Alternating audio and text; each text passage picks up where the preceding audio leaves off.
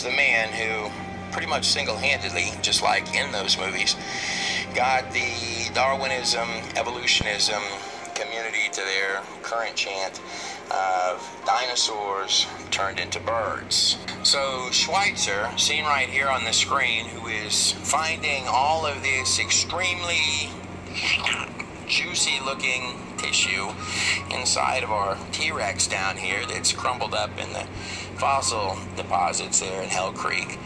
She's finding all of this fresh, juicy, squishy, gooey looking soft tissue coming out of a T-Rex. They were putting a lot of pressure on Dr. Mary Schweitzer because of the results they were finding, that she was finding in dinosaur bone, the soft tissue, the red blood cells, the elastic connective tissue. And because of that, her colleagues were putting a lot of pressure on her to recant, to discontinue her research.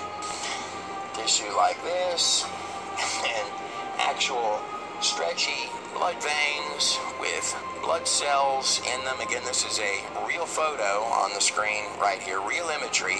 What was found inside of the animal. Tissues that definitely don't look terribly old at all. So this is the point in news articles that they're talking about when they say that all hell broke loose. The Darwinism, evolutionism, these people are running in towards Dr. Schweitzer in this case, claiming everything from that these tissues were biofilm to fraud. The claims were, you read redundancies of the attacks and claims that came against this being original biological tissue from a dinosaur. Ultimately, Schweitzer would vindicate herself by demonstrating that the soft tissues that she kept pulling out of this T-Rex were in fact original biological tissues from a dinosaur. And those results, unarguable now today, many years after the fact, would initially, giving them the first rock-solid credibility, be completely affirmed by 11 universities, including Harvard, that this was in fact original tissue from a dinosaur. And then at that point, the evolutionism, Darwinism believers ripped their clothes and tore their hair kind of thing in anger over the findings. And on top of this, Jack Warner himself, the Jurassic Park movies technical advisor for all the films, who's been telling everyone that the actual theory that dinosaurs became birds, that comes from this guy on the screen right here. He is rock solid invested in Darwinism. He needs Darwinism. In fact, these images right here where he's holding his chicken model and displaying it to a crowd out here, I kid you not on this. Jack, in his spare time, apparently, has been trying to make chickens, turn them into lizards. Yes, he believes that chickens are dinosaurs. In fact, all of the evolutionary community, they never use the word dinosaur, ever. They always say non-avian dinosaur. Because if they use the word dinosaur, that means a chicken. So when you have your bacon and eggs for breakfast, those eggs, they believe that those eggs that you ate this morning were laid by dinosaurs. They actually believe that. And these are apparently some of the diagrams of how you would get, see, they're trying to get a lizard tail on the back of a chicken to make a chicken-osaurus. And I'm not kidding. You couldn't make this stuff up. That's true right there. But this gets better.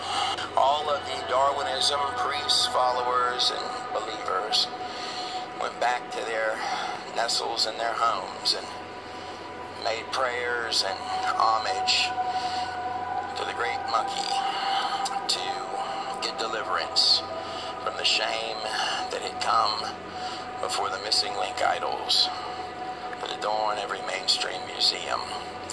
And then A window of hope opened up for the old monkey. Schweitzer would again emerge forth through the glorious tunnel and towering gates of fresh, juicy, squishy dinosaur soft tissue that seemed to be everywhere one looked, with a message to grant-funded Darwinists at universities everywhere. That no matter how fresh, how juicy, how absolutely downright gooey, or how often that you find soft tissue inside of dinosaurs, that you can still look at other people straight in the eye and tell them, even though it's undecayed, it's still 65 million years old. Oh, indeed, no matter how otherwise seemingly absurd, Jack would not have to sit in dimly lit rooms in gloom. The Chickenosaurus had been saved, and more than that, and then a sigh of deep relief could be felt running through the halls of grant-funded science everywhere. And the woman, the very woman who was once the bitter enemy, worthy of nothing but foul language and mockeries, as is of course the Darwinism, evolutionism way, without mockeries, without shame brought to those who question, without, even if they question far enough, the taking of their very credibility, their very livelihood, if need be, should they bring forth evidence, everything here from the cells to the very stars, that they might present. Indeed, you crush them in this manner, you know that it is in fact strong, solid ground upon which one stands.